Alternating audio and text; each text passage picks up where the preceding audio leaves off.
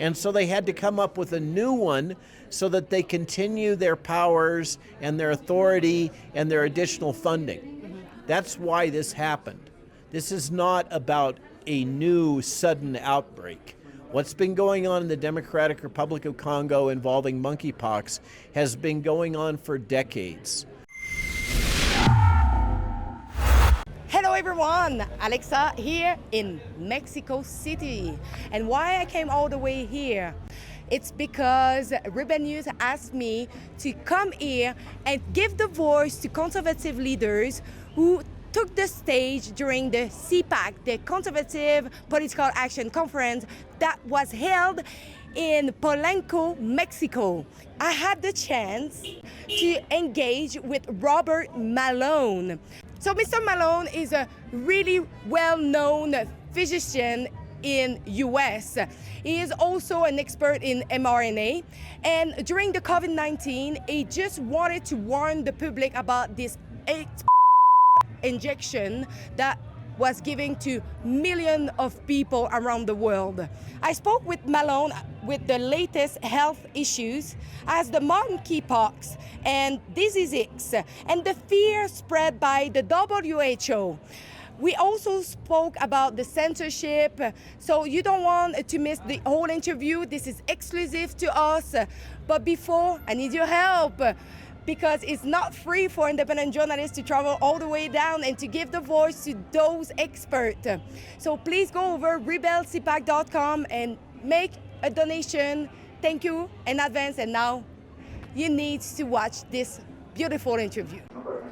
We have lived through, in the States now, 2 years of propaganda and promoted fear of avian influenza, something which has been in Europe and in the United States and in Mexico for many, many years. It's very important to do anything I can to speak to as many people as possible.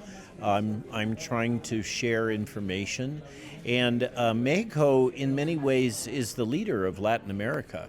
Mexico has done a great job really during the COVID crisis. It's continued to sell ivermectin.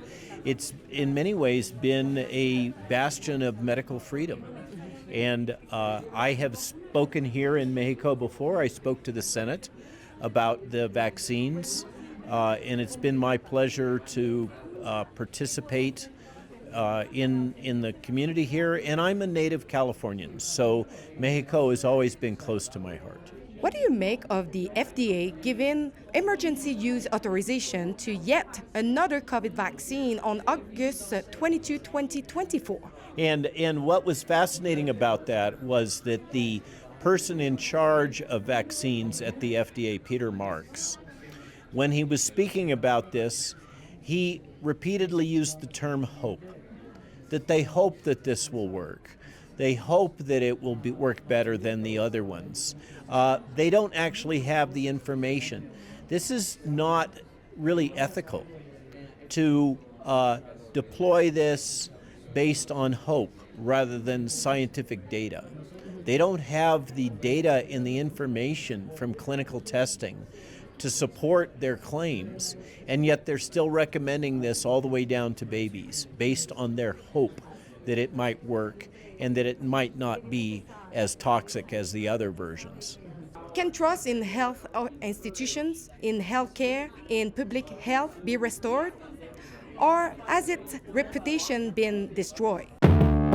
When the panel said, listen, give it to 6-month-old babies with zero assurances this possibly would be safe. I said, where were you the day when the WHO came out and said, do not use remdesivir in the hospital?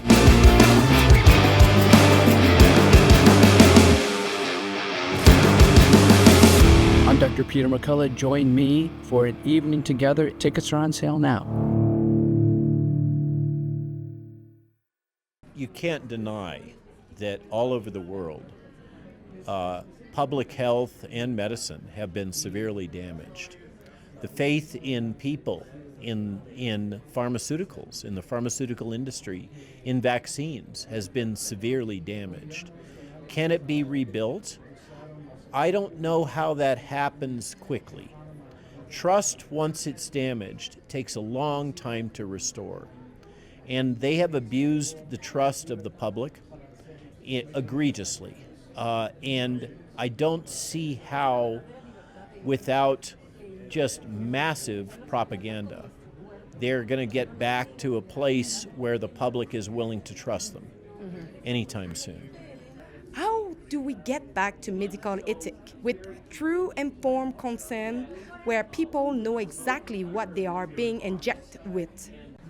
How do we get back to medical ethics is a good question. And really underneath your question is, how do we get back to a respect for patients, which is to say a respect for people?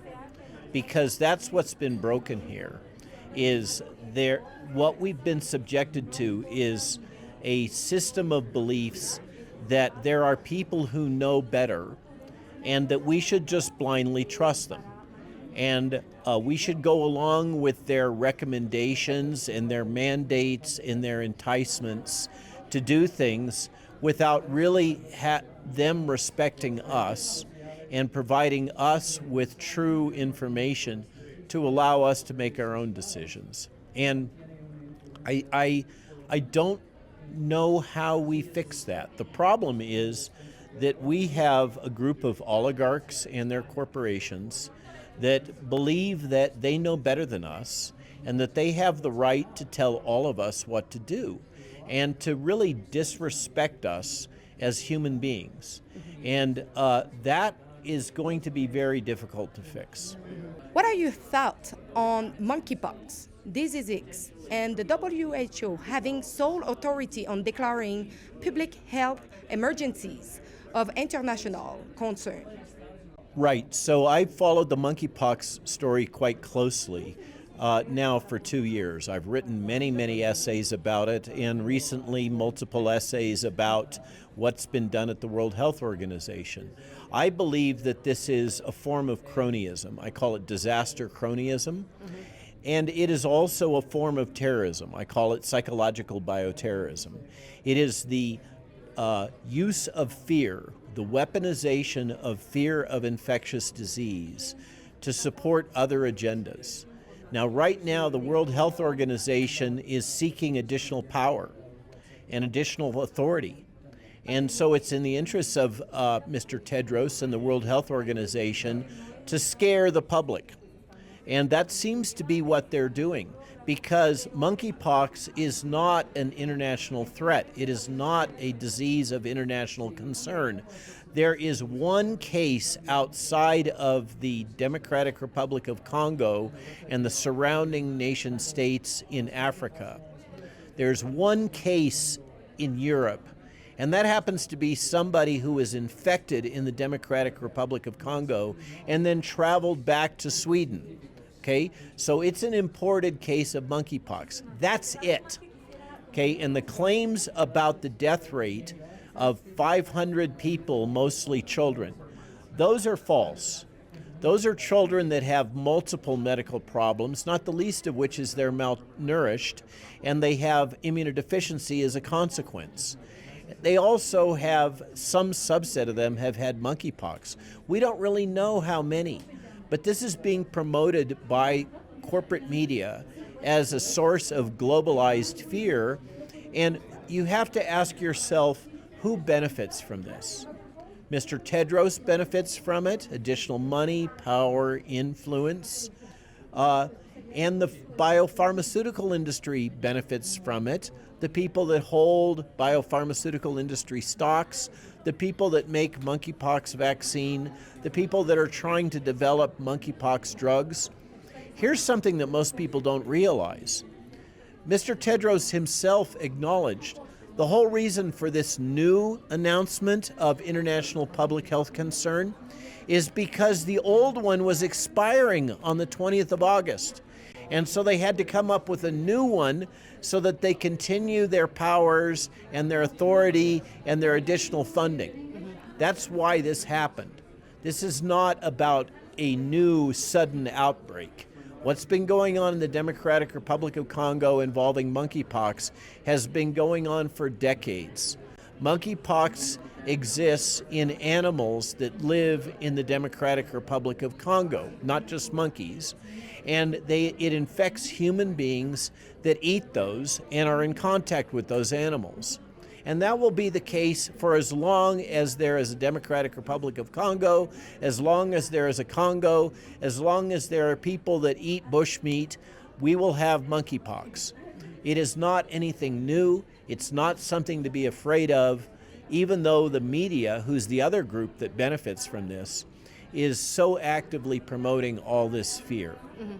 And how do we restore everything if voices like you are being censored, license are being removed, and nobody give them a voice in the mainstream media or other like big channel where most of the population is watching? Well, this is why we have alternative media like Rebel News, and why we have X and other social media outlets, because the corporate media is increasingly becoming obsolete. Its business model is failing. It's largely subsidized now by the pharmaceutical industry, and it's dying. People are learning that they can get true information from other sources, and if we want to make it so that true, accurate information can get out to the people, what we have to do is support groups like Rebel News and Elon Musk and X, and resist all of these efforts to censor and propagandize and use these modern tools of psychological warfare on people. We have to be allowed to be free. As Javier Milei said, freedom, damn it. That's how we get around this. I've been sent here in Mexico City to cover the CPAC, the Conservative Political Action Conference. I came here because it was important for us to give the voice to those conservative leaders here in the Latin world. But of course, there were other speakers. But it's not cheap to travel all the way here, and I need your help because all of you, we can do all this. Thanks in advance to go over rebelcpac.com to chip in what you can and to watch my report, my hard work on the ground. So I repeat, rebelcpac.com, and thank you for donating, same if it's just $1.